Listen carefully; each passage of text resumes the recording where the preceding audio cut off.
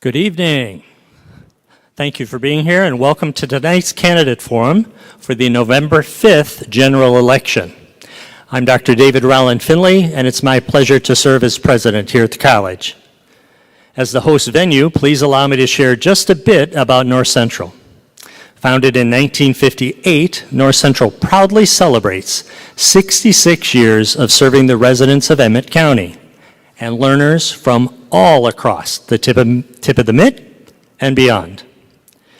We provide exceptional, accessible, and relevant higher education to the benefit of all. These three words begin with the letters E-A-R. We're listening to those we serve.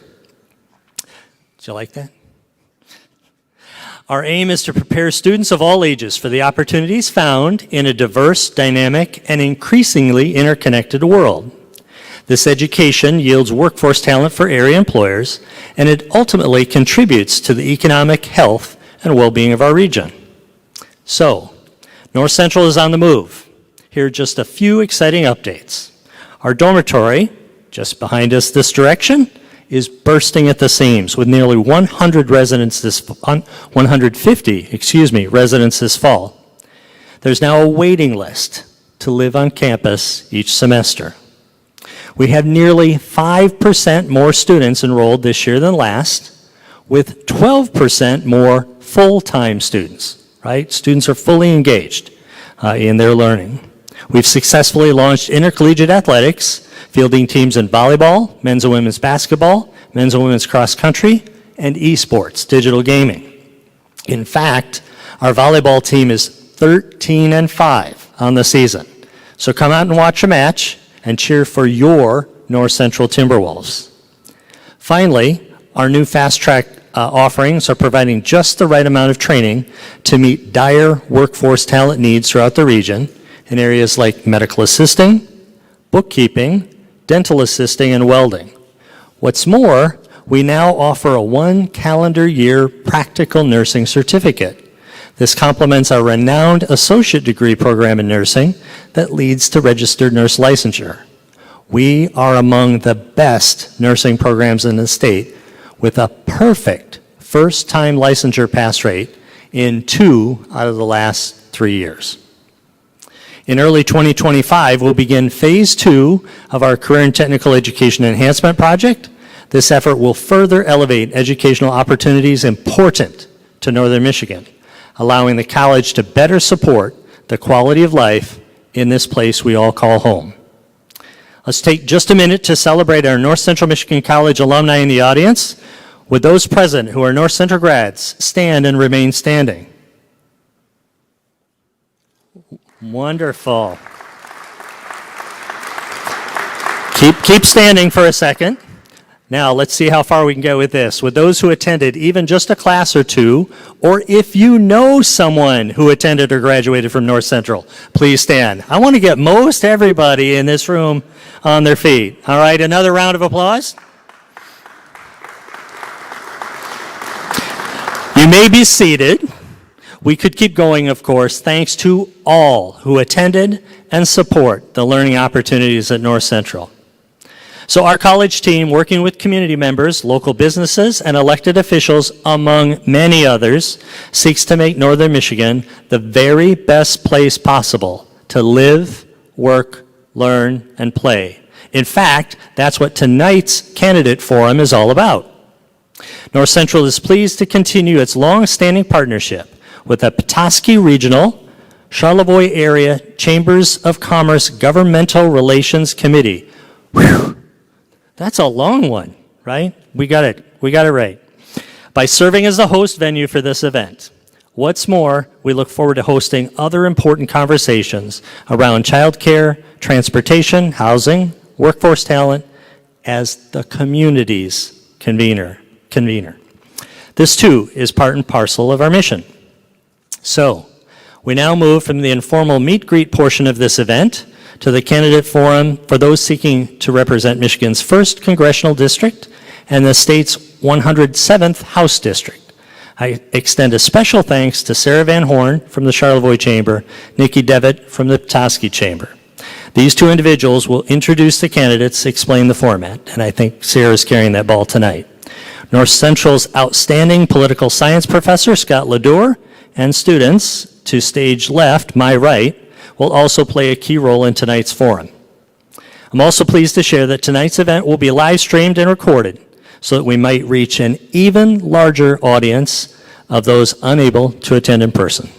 We extend appreciation to North Central IT team for making this happen. Finally, I'd like to thank the physical plant crew here at the college for their good work to support this event. Please forgive me if I've missed anyone. Without further ado, I turn the microphone over to Sarah Van Horn. Thank you.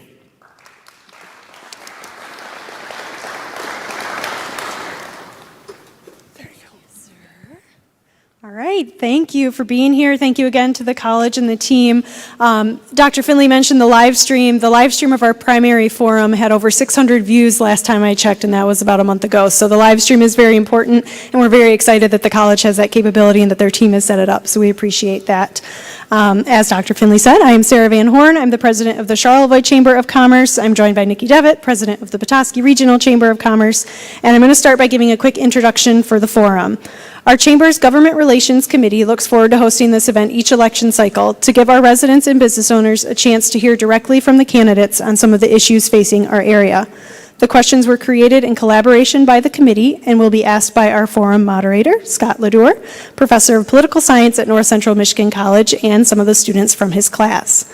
To start us off, we would like to welcome up candidate for the 1st U.S. Congressional District, Ms. Callie Barr. You can make your way up if you would like. She's running in the 1st Congressional District against Congressman Jack Bergman. He could not make it tonight, so we will allow Ms. Barr an opportunity to introduce herself and answer a few prepared questions. Mrs. Barr, you will have 90 seconds per question, so we'll keep it moving along. I'll be in the front row with some time cards to help keep us on track. And without further ado, I will welcome up Scott LaDour.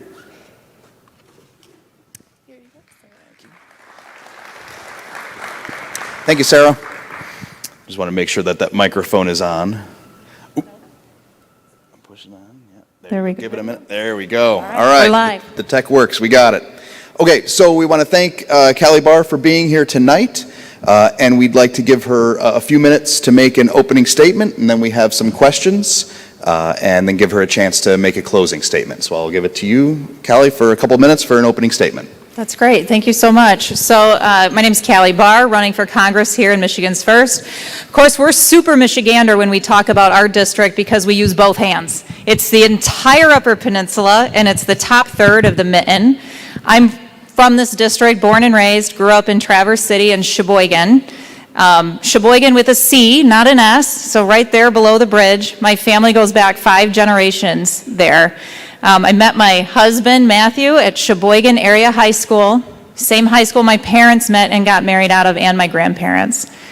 9/11 occurred while we were in high school, and my husband would then enlist in the United States Marine Corps. We got married very young, 18, 19, traveled the country. He would serve in Iraq and Afghanistan. And you know, in those conflicts, we really came into an adulthood believing in something bigger than ourselves. And I tell folks a lot, you know, our friends that we lost at 18 and 19 years old, they didn't give their lives to this country out of their hate for any enemy, but it was out of their absolute love and devotion to one another. And that is something that has carried through on our journey. Matt came back with post-traumatic stress and a traumatic brain injury. I segued from being a teacher. I'd worked hard to get my degree from CMU, also taking classes here. So glad to stand for that. And I worked in nonprofit for military families, and in that experience, trying to give voice to our enlisted class, realized I needed more tools in my toolbox. So I went to law school, graduated from the University of Michigan with honors. I worked as a litigation attorney at Jones Day, business and tort litigation, while also working to give our veterans free legal resources. And now I'm here, and I'm 2 feet in the fire. I care a lot about my community, and I care about showing up and doing the good work to give us a voice in Washington, D.C. Well, thank you. Just a few questions as we go, and I think as Sarah said, we'll have about 90 seconds for an answer here. So if you are elected and the next president gave you 10 minutes to tell him or her about the most pressing needs in northern Michigan, what would you tell him or her? Thank you. Obvious one right now is housing. We have a housing crisis throughout our district, and the other thing that I would mention right away too is just infrastructure, basic infrastructure throughout our district. You know, we're at a really exciting time right now where we have new technologies. You know, we hear a lot about artificial intelligence, and I have to remind people that in my district, we're still getting rural broadband internet, right? I want to make sure that we are not left behind in this next phase of a really exciting phase of development. And whether it's for our small businesses, it's connectivity for our students, that's really important. Thank you. Could you tell us about an area or an issue where you disagree with some members of your own party? That's a really great question. And also, I'm going to tack on one other thing. We talked about housing, we talked about infrastructure. I also want to say inflation is something I hear a lot about, and I just want to make sure I mention that, because a lot of folks here are struggling to buy groceries, right? And I hear a lot about that. Myself bought a family pack of hamburger, and I told my kids, you get one meatball for the whole week, right? Like, this is getting crazy. So we need to tackle that. Things that we disagree with in my own party, you know, for me it's not about party, it's about representing this district. And I want to be really clear about that. You know, it's country before political party, it's representing this district. We only have 13 congressional districts here in Michigan. This district is massive. We need a district for us and a voice for us, and that means putting our people first. And so, you know, for me, I know, like, you know, we're a district where, you know, my kids, we grew up hunting, my kids hunt, my family's hunted, my husband's a combat veteran, and you know, I think a lot about the fact that we can do both things there, right? When we think about like common sense gun legislation, common sense. You know, when we think about economic opportunity here, you know, to me it's making sure that we're able to provide capital, and when I think about, like, for instance, housing is a good example of this. And I don't know that this is necessarily a disagreement, it's just a way that I think about making sure that we have access to capital and making sure those strings aren't attached to that, so we can have other people that can enter the market. When you think about things like trying to get builders here to build more affordable housing, right? So in some sense, sometimes that's deregulation in certain areas. Civil discourse about politics has become more coarse over the last few years. Can you identify efforts you have made, either in your private life or during this campaign, to model the type of behavior that the voters of this district have a right to expect of their representative? Thank you. Well, I think showing up is really important. You know, I think we're part of a democracy, and it's good to engage in forums and in debate. That's a good thing. You know, we're a country where we're based on this idea that we can have differences of opinion, but we can still come together for a government that represents us, right? And, you know, we're not ordained by God. We don't have a king. There's a sense of trust in one another to build a government for the people, and we're not a homogenous people, right? We're all very different, and that's going to mean there's going to be disagreements, and that's an okay thing, and we have to be able to do that, because when there's only one voice, that means other voices have been silenced, and we cannot have that. You know, this is the fourth forum I've been at, and I've been the only one there. And the one thing I can tell you is I promise that I will work very hard to make sure that we are continuing to talk and that we're continuing to move forward. And I'm really grateful, like, to see our college students here, who I talked to when I came in, and, you know, not one of them needs the extra credit. That was the first thing they said. And I think that's amazing, you know, including young folks in these conversations and bringing them here to be a part of this, because that's what it's all about. We hear all the time about disagreements in Congress and Republicans and Democrats refusing to work across the aisle. Can you tell us about a time that you worked well with someone who disagrees with you? Yeah, well, as an attorney, I think that's kind of par for the course, right? And I think what's really great about when you are working with someone who you disagree with, it's finding where you can agree. And, you know, I would say in negotiation, if you have an agreement and both parties aren't really happy about it, you probably have a great agreement on the table, right? Because there's some type of concession there. And I think I think that's really important to be able to do that. And in Congress, there's this bipartisan problem solvers caucus. In order to join, you have to bring someone from the other side of the aisle. They look at some of the issues facing this country, and then they make recommendations to the legislature. These are things that we really need to support. And I can tell you, as a military family for 15 years, moving around the country, we showed up for each other. And what we didn't do is say, hey, are you a Democrat or a Republican or a Libertarian? No, we had a mission to do, or we had a baby to watch, or we had someone to support, and we just did it. We had each other's back, right, as an American and as a neighbor. Thank you so much. We'd like to give you a few minutes to close with our audience and to speak with them on any topic you wish. Any topic I wish, no. I really want to thank you for being here. It's a beautiful night, and you could be anywhere but here, but you've chosen to be here, and that means a lot because we need to continue to participate. And I can promise you that I will work hard and that I will show up. This is my community and this is my home, and I know what it's like to grow up in a rural area and to wonder where the next job's going to come from. My mom was a nurse in Sheboygan when the hospital went bankrupt, and what it felt like to have 300 or 400 people in a small town lose their job overnight, and the impact to a community like that. I know what it's like to not have internet, right? And to want to stay in an area, but to have to leave. And we want opportunities for our kids. I want my kids to have pride in being able to stay where they were born and raised, and to be able to participate in our local economy, and to be a part of what we have here together. And what I'll say is, I've been asked, Callie, you're running in this really polarizing time that must be kind of hard. But I'm going to be totally honest with you, it's actually been very inspirational. I have met people all across our district who are gritty, resilient, innovative, and creative, and it's so inspiring to see that kind of grit. And I just want to be a conduit to help bring those voices to Washington, D.C., because they could learn a little bit from us about what it means to come together as a community and to just do good things.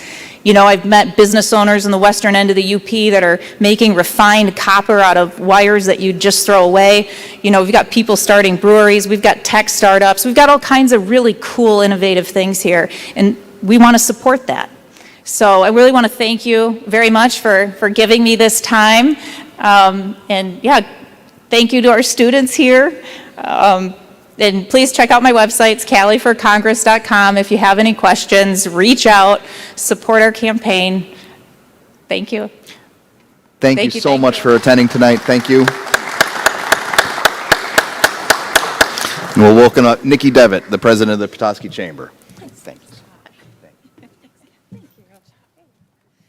Thank you very much, Scott, and thank you, Mrs. Barr. We appreciate you both. We're now going to move into the forum portion for our candidates running for the 107th State House District. We have with us Jodi Decker and Parker Fairbairn. If you could please both join me on stage at this time. So candidates are going to be asked questions by not just one moderator this evening, but multiple. As you see, we have some fantastic students here from North Central Michigan College, so we're looking very forward to their representation tonight and showing us all how easy it can be to be a part of such a wonderful process. Thank you both for joining us on the stage. We have waters for you. Both microphones might not be on, so we want to make sure they are. Candidates, the rules are as follows. You will be asked questions by our multiple moderators in a rotating order so that each of you has the opportunity to be the first to answer equally. You each will have 90 seconds to answer the question, and Sarah will hold up time cards indicating when you are at 30 seconds and 10 seconds left. We will promptly move along when your time is up. As a reminder, this is a forum and not a debate. It's an opportunity for everyone here and everyone watching live and watching in the future to hear about your plans for office and how you will represent the 107th State House of Representatives for all of us here. We ask those in attendance in the audience to please remain quiet, respectful, and courteous of each candidate as they are allowed their response time. So with that, I am going to turn it back over to Scott Ledour to introduce our wonderful students who will be helping us with the moderation of tonight's forum. Thank you, Nikki. I think we're going to start first with some opening statements from the candidates, and then we'll move into the questions. So we will start on my left with Jodi Decker with an opening statement, and then Parker Fairbairn, and then we'll move into questions, and the first one will go to Parker. So Jodi, if you want to lead off, we can start. Well, I guess I'll stay in my seat, I guess. I'm Jodi Decker. I'm running for the second time for the 107th. I ran against Frisky last time. I'm a social worker. I work for UP Kids. We cover 5 counties in the UP doing family preservation, and I was a foster parent for 7 years in Chippewa County, so I know that system from both sides, and it needs a lot of work. So foster care reform is something I'm passionate about working on.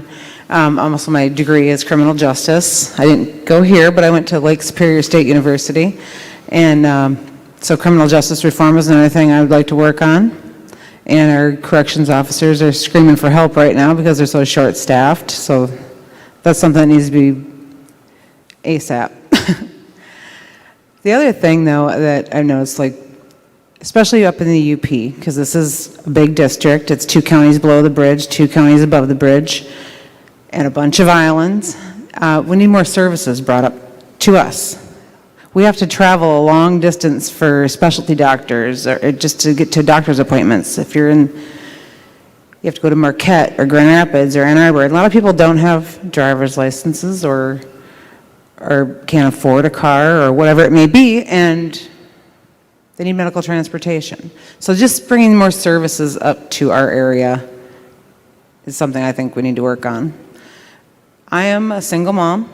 I've been a mom for, well, I've been a mom for 32 years, but I'm also a grandma. And so I am doing this to look out for my kids. Very good. Thank you. Parker Fairbairn. All right. I'm Parker Fairbairn. I'm running for the State House of Representatives. I have the opportunity to be married to my wonderful wife, Victoria Fairbairn. We've been married for 2 years now. We've got a baby dog. He's not so baby. He's 3 years old now and about 85 pounds.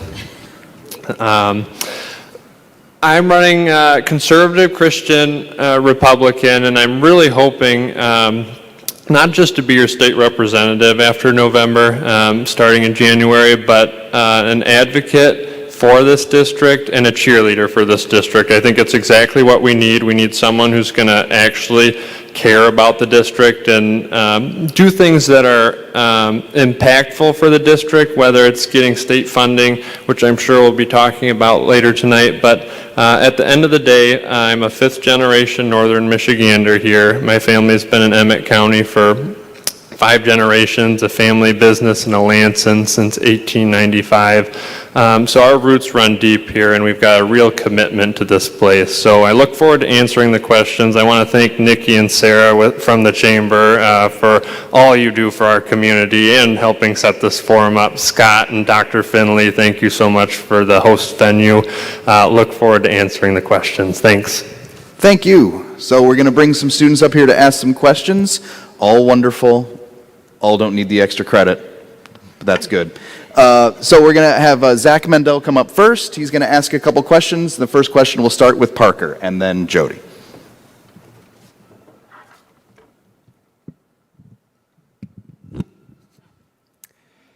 Recent MSTEP scores show a decline across Michigan. Schools are also facing teacher shortages, students are facing mental health challenges, and everyone has safety concerns. What are the most important efforts you will support to improve education in Michigan? Well, that is quite the well-rounded question there.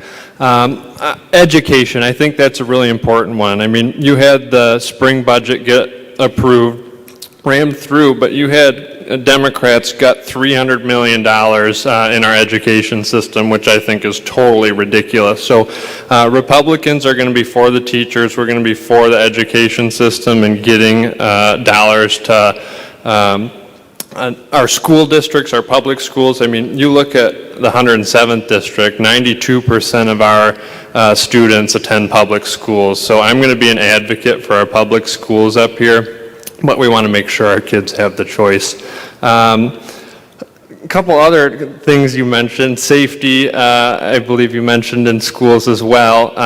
That also got gutted. So mental health and public or school safety got gutted in this last state budget too by the Democrats. So we're going to be big proponents on school safety, but also mental health, because that's going to knock out the two issues that we have looking at school shootings, looking at these different situations that happen. We need to have resource officers there available.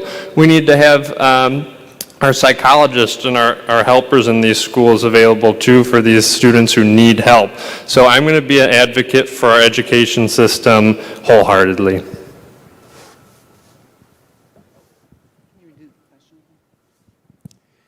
Recent MSTEP scores show a decline across Michigan.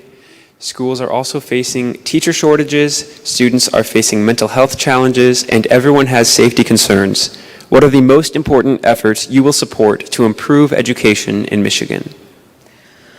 Well, I think we need to bring, I actually have a son in high school and grandkids in elementary school now, and I have two sisters that are teachers, so I'm well aware of their issues. I believe that we need to have more programs for reading, catching up on reading and math, and that would help with the MSTEP scores. During the COVID pandemic, kids were set back so far, and they haven't been able to catch up. So bringing more programs for the students. Mental health is another thing that was exacerbated during the pandemic. So we need to make sure that we have enough mental health providers in our schools for the children to talk to, because they don't always have somebody at home to talk to. As far as safety, I don't believe our teachers want to carry guns. I know my sisters don't want to carry guns. And hardening the schools to make them look like a prison isn't the answer either. Kids need to be kids. So I'm against the whole gun thing in the schools. But common sense gun laws, that's another topic. But yeah, more programs for kids to help catch them up with their reading, and I've actually been to the school board meetings in the Sault Ste. Marie, and they're reporting that their scores have started going up. So hopefully that'll reflect. It is quite likely that after the 2024 election, the Michigan House of Representatives is going to be narrowly divided. Regardless of which party holds the majority, you will be a new representative in a narrowly divided chamber. How will you be effective for Northern Michigan in such an environment? Me? Oh, I like to think I'm a social worker, so I can talk to anybody. I can engage with people. I listen. I've been an advocate for years and years now. So basically reaching across the aisle and talking to people and listening to them and kind of hammering it out, I guess. Not everybody has the same ideas about everything, and we're not all going to agree, so we're going to have to work together to get anything done. Well, that's a really important question, and that's why I ran in the first place, was to bring a voice back to our district. I'm going to sit on committees when I'm down in Lansing. I'm going to be at the table of discussion to make sure that we have a voice, but make sure we have a voice that's actually willing to see what the other side has to say, because both sides have really good ideas. I'm on the conservative side, so I believe that our ideas are superior, but I do think there's room for negotiation in all these situations. So I'd like to see a lot more discourse, a lot more talking with House leadership, whether it's Republican, whether it's Democrat. I'm hopeful that the Republicans are going to take the State House back. I've been in a lot of different districts this fall, and it's looking really good for us in terms of the Republican seats we're hoping to flip. But I'm going to be laser focused when I get down there on working with others and just getting things done for our district at the end of the day. Thank you, and thanks to Zach for those great questions. I'd like to ask Sakura Springborn to come up to ask some of the next few questions, and this question will start with Parker, and then to Jodi.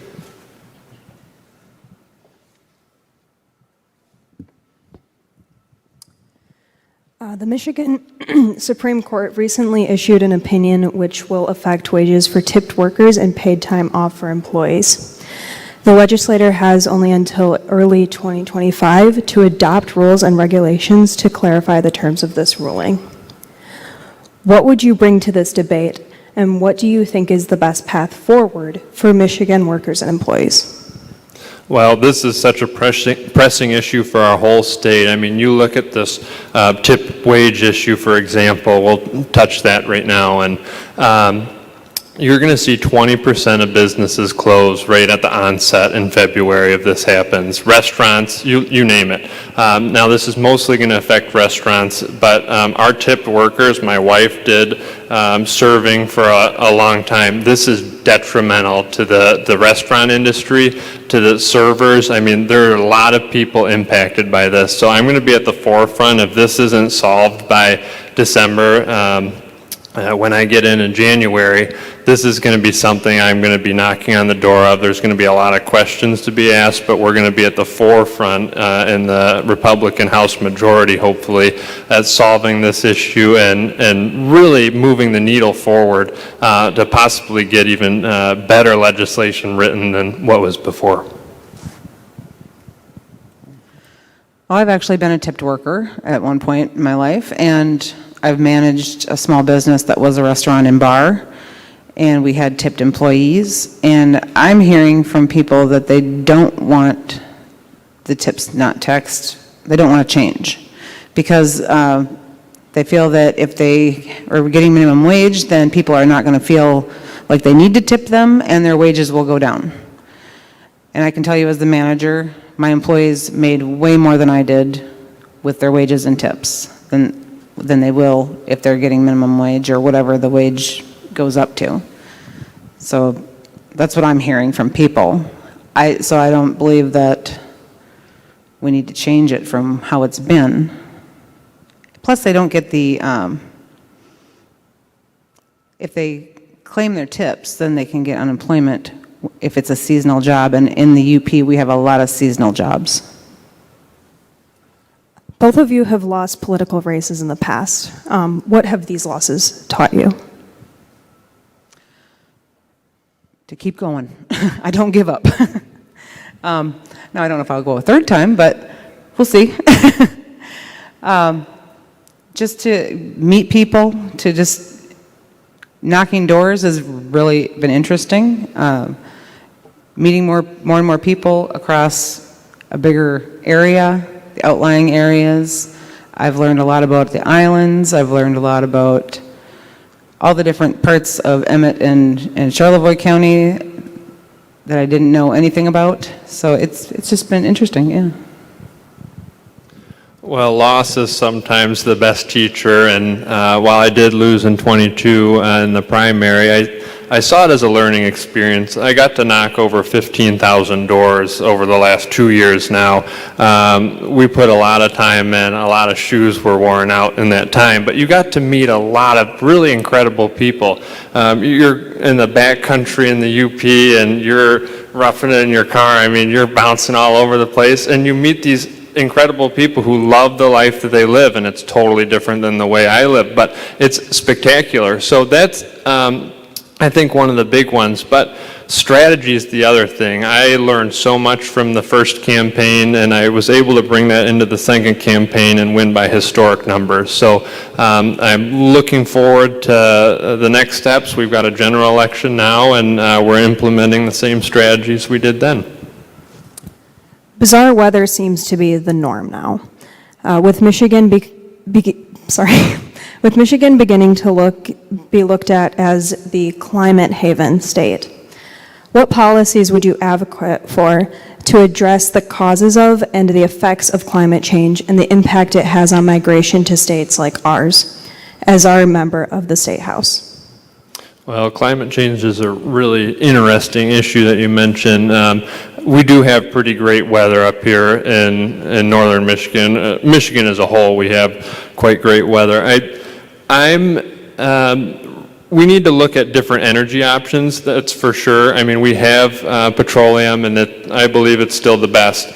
But we're looking at these other options, nuclear, for example. We've got solar and wind. I don't think those work so well. We just took down 2 windmills in Mackinac City that would never go, were never going. So I think we need to look at different options. But I believe, and that brings up a good point of Line 5, which the tunnel project is something we really need to see done. It'll be bored 100 feet below the lake bed, encased in a giant cement cylinder. Totally safe, no possible chance of anchor strike. So I think it's important we defend and help secure our 20% fresh water in the whole world, which we do have here. And I'm going to be a fierce advocate for our environment and our ecosystem here in Michigan.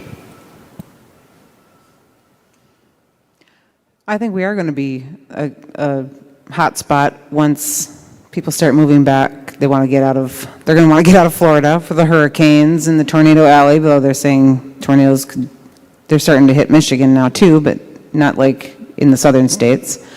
And we do have 21% of the world's freshwater reserve, so that's going to be something people are coming for. So we need to protect that water. And as Parker brought up Line 5, I don't think they have any intention of building that line, personally. They claim they want to build it, but the deal that Snyder made also makes that tunnel Michigan's problem when it's built. We'll have to maintain it. It'll be ours, not Enbridge's.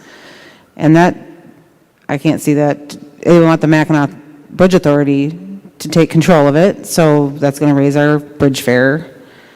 And I don't see, I've been to a lot of meetings about Line 5, and they seem like they don't really know what they're doing. According to the engineers that I've heard from at Groundworks in Traverse City and so forth, this kind of tunnel has never been done before. In the Straits of Mackinac has a horrible current that goes both ways, and it would devastate our economy if it broke. Thank you so much, Sakura. All right.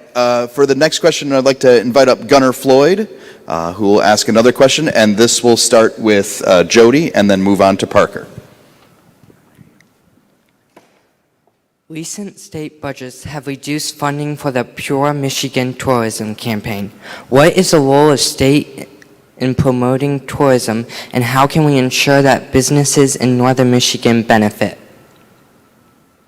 Well, the state has a big role in promoting our tourism, and our district is one of the biggest tourism spots there is because we have the Mackinac Bridge, we have the Sioux Locks, we have all the islands. So we are pure Michigan. So yeah, I think the state has a big, and what would I do? Is that what the other part? What is the role of the state in promoting tourism, and how can we ensure that businesses in northern Michigan benefit? Well, if we promote the tourism and get the people to come up here, the businesses will benefit.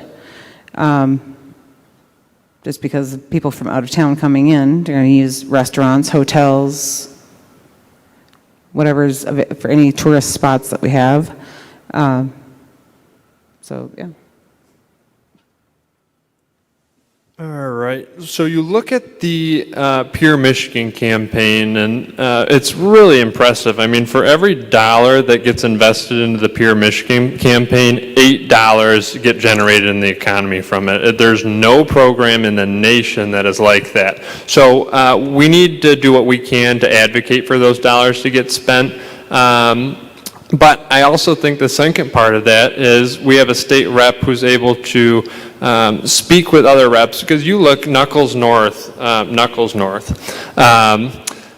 are not very many state reps. There's about a quarter of the state reps are made up of that. So it's our job to advocate to that 75% of the state reps who are below that threshold to understand the importance of economic development that economic prosperity that northern Michigan and the Upper Peninsula bring. People don't come to Michigan to vacation in Detroit or Grand Rapids. They're coming up to northern Michigan to bring their RV or their camper or do recreation up here. So I think it's our job to advocate for not just a piece of the pie, but a bigger piece of the pie, and make sure that we are getting dollars up here. The state of Michigan recently created a new Office of Rural Prosperity, which has awarded millions of dollars in grant funding to small towns all over the state. As a new state representative, how would you seek to build a relationship with that office, and what priorities in our region could this office help address? Well, they've done some really good work, and I think it's important. I've spent time on the Emmet County Brownfield Redevelopment Authority. I think they see the big issue of housing as well. So we need to really advocate for development in our rural communities around northern Michigan and the Upper Peninsula. So I'm going to build relationships with the Office of Rural Development to bolster what we have up here. We have something that's really spectacular, but we need to make sure that we implement more housing up here. So our workers, I work at Fletch's, I have the last 2 years, and we have employees who come from Onaway and Sheboygan every day to work, hour and a half commute. We should be able to have housing for them. Their commute's a half hour. I don't think that's right. So the partnership of private and the state to bring more housing in, I think is imperative to help solve some of our rural development issues that we have. Well, shocker, I agree. I believe we need to get more housing into our district. We need more affordable housing, and we need, and I don't know about as much about down here as in the UP, but I know we need more low-income housing. I deal with people through my job now that I'm trying to help people find housing, and there's just no housing to be had. We have the Sulox project going on, and all these out-of-state workers came, bought up all the housing, rented all of our properties, and prices have skyrocketed. Like, housing has doubled in the last few years. And it's going to get worse next year because they're bringing in quadruple what we've already got there for workers. And then we can talk about Line 5. If they do that in St. Ignace, it's going to be the same situation down there. They're not going to have housing. So yeah, I would definitely partner with the Department of Rural Development because we need to develop our rural areas and we need to do it quickly. Thank you, Gunnar. Thank you so much. Mag, I'm going to throw a little curveball here. Hang on 1 minute. Okay, so we had a question about housing, but many of you addressed this. So let me rephrase the question on housing and get your reaction to this. So this will start with Jodi. So many call for the development of more housing and affordable housing for residents in our communities. However, we have also witnessed in a number of communities potential backlash and opposition to expansion of housing due to concerns over losing the character of an area or changing the nature of a town or community in which they live. How would you address voter concerns around the issue of housing and fears of change and development and potential community change as a result? How would you speak to that issue and that concern? Well, depending on the community that it's in, I would speak to the people of that community to find out what they're for or against with building housing in the area. But I think everybody's in pretty much a consensus that we do need more housing. We want to keep our young people here, and they don't have anywhere to move to. My son's 22 and trying to move out of my house, and he can't find anything anywhere nearby. He's going to be moving to Grand Rapids, so we're losing another one. But so yeah, partnering or with the local communities wherever the housing could be brought in is going to be crucial to make sure that everybody has a seat at the table and has a say in what's going on in their community. Thank you. Parker. Yeah, so this is an interesting one. You've seen over the last 6 months a few communities around northern Michigan try and bring up housing projects, and they get shot down. But you talk to the people in the community and they say, housing's the biggest issue, housing's the biggest issue. And then it comes to a vote and there's unrest across the whole community of them shooting it down. And it's the same people who just said you needed housing. This has happened over the last 2 and 3 years.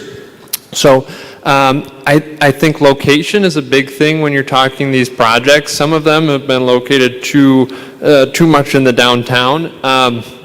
But then you look at the other side of that is, well, there's not sewer a mile outside of town. So we might need to bolster our sewer and water lines outside of town to be able to allow for these new housing projects. And that might be a good start for us. So we're going to come up with creative solutions to this problem. But it definitely is an issue, and we need to make sure we're working with our municipalities to make this happen. Thank you. And I'd like to invite Mag Holmes up to ask the last 2 questions.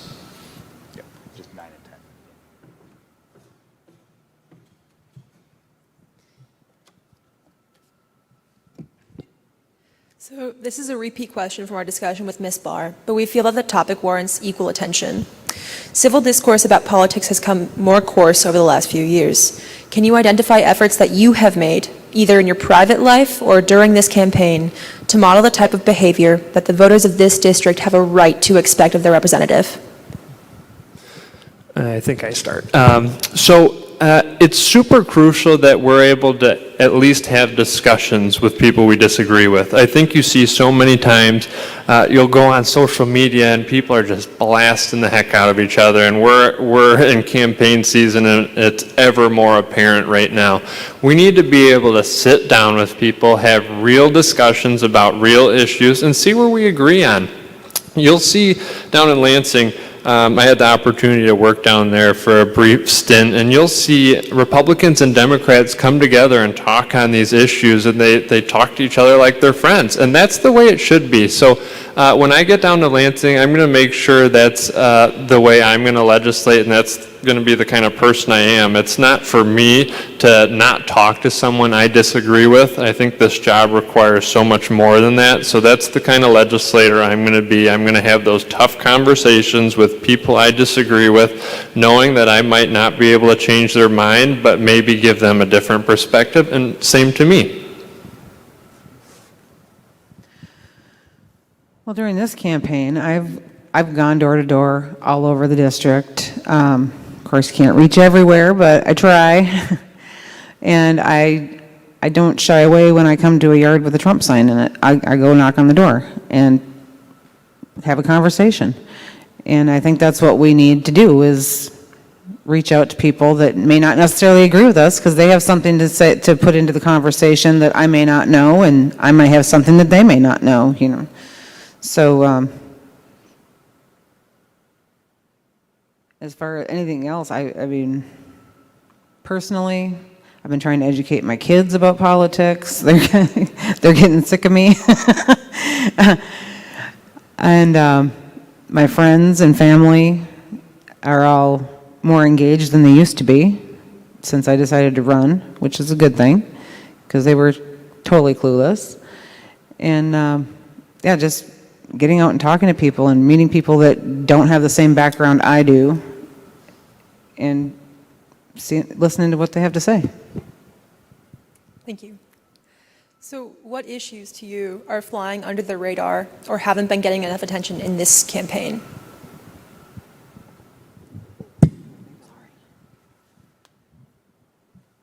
Issues have been flying under the radar.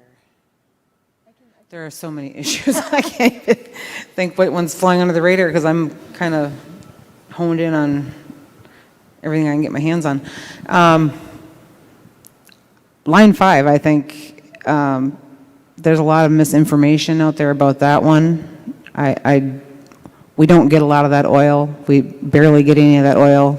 In fact, it's at about 12,000 houses in the UP total get that oil, so we're taking all the risk with none of the benefits from that pipeline. And then, like I said, if they build the tunnel, then we own it and we have to pay to maintain it. And we're supposed to be trying to move away from fossil fuels because of climate change. And a lot of people think that's a hoax, though I don't know how you think it's a hoax when it's actually happening all around us constantly anymore. So yeah, I think the problems with Line 5 are flying under the radar because Enbridge is lying to people, I believe. Well, the issue that I think is flying under the radar, and I don't think is getting enough attention statewide, is childcare. I think that one in particular, you look at and poll any of these business owners, and 75% of their employees have a hard time finding childcare, and yet the legislature hasn't done anything in recent months to help combat that issue. I think there's regulations that you can help get out of the way to make it easier for foster parents or people taking care of children to be more effective, whether it's moving from being able to watch 6 kids to 10 kids. The safety doesn't change. I think you're still suited in terms of the safety aspect. That's why we have regulations, is for safety. So I don't think safety becomes an issue there. So my big thing is I think childcare really needs to be taken a look at seriously across this whole state, not just the 107th district. Thank you, Mag. All right, so we're going to move to closing statements now. Jodi had a chance to open the forum, and so we'll allow Jodi to go first with a closing statement, and Parker can close the forum out. So, Jodi, closing statement from you, please. Well, I think in order to solve problems, you need to know what the obstacles are to those problems, and that is where I believe me and Parker are different. I think we agree on a lot of things, like the child care, but as far as knowing the obstacles that need to be fixed, my life experiences are what I judge off of, and I've been a young mother on my own, on food stamps and Medicaid, and I've worked my way off of that, and it's hard to do that now. And we didn't have, when I was young, we didn't have the drug problems that we have now. They weren't, as hard of drugs. You were worried about marijuana, not methamphetamine and fentanyl. And and finding childcare has been a problem forever, but it's exacerbated now because so many places have shut down. The prices of things have gone up, so just living in general has gotten harder if you've got kids, little kids especially, that need daycare, which is why I respect our teachers so much, because they have our kids 8 hours a day and they don't get paid that much. So I think the life experience between me and Parker is our main difference, I believe, but even though I'm not Republican. But, so yeah, I totally just lost my train of thought. Thank you, Jodi. Parker, Fairbairn. Well, you look at the optics of politics right now in Michigan. The Democrats have the House, the Senate, and the governor's seat. And Democrats should be asking themselves, are they better off than they were 3 years ago, 4 years ago? And I would say the answer is no.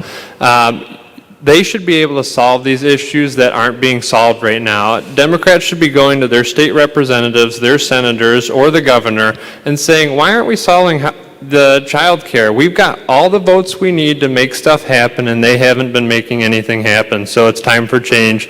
And that's why I think we're going to get the state house back here in November.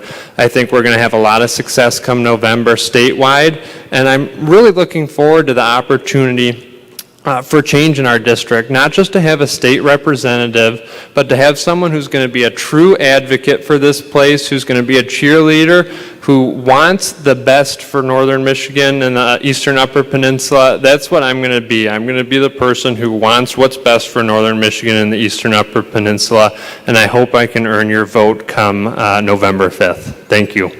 Thank you to Parker Fairbairn and Jodi Decker for participating tonight. I want to thank the students, Zach and Sakura and Gunnar and Mag. I'm so proud of them for being a part of this tonight. I don't know if Nikki Devitt wants to come up and close things out, but I want to thank everyone for their contributions. Thank you.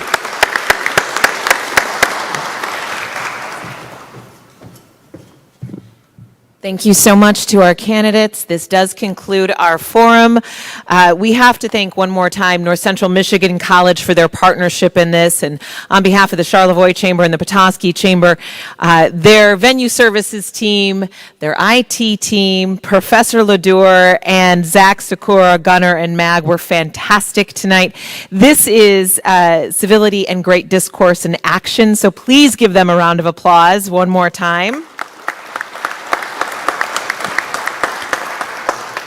And not just to thank our candidates, but I want to thank each and every one of you, those who are watching live and those who will watch in the future. It is vitally important for our community's growth and well-being that you all educate yourselves, speak to the candidates, research them, and take the time to go out and vote on November 5th. We believe in our strong communities, and we appreciate each and every one of you for believing in them as well. I encourage you this evening to speak with our candidates, but I am going to ask you to do it out in the lobby or outside on this beautiful evening because our wonderful athletic space has practice coming soon. So congratulations, Wildcats, for that. So thank you all. This video is live at PetoskeyChamber.com on our YouTube and at CharlevoixChamber.com. But we are not taking questions from the audience. So thank you very much. And I hope you guys stick around for a few minutes out in the lobby or outside. Thank you.